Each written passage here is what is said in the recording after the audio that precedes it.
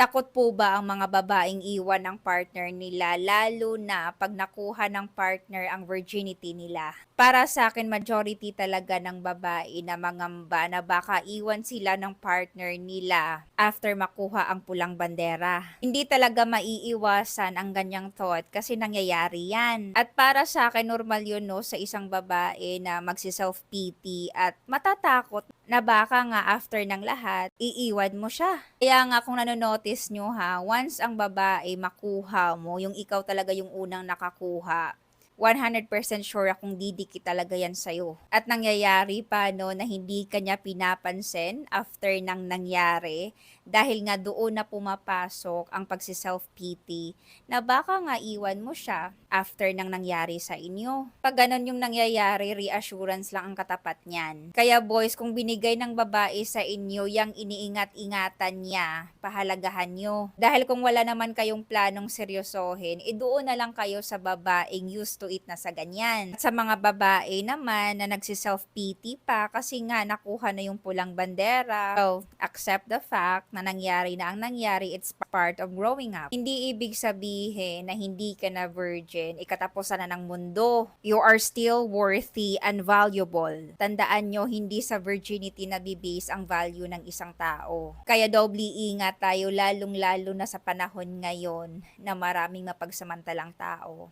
You're welcome.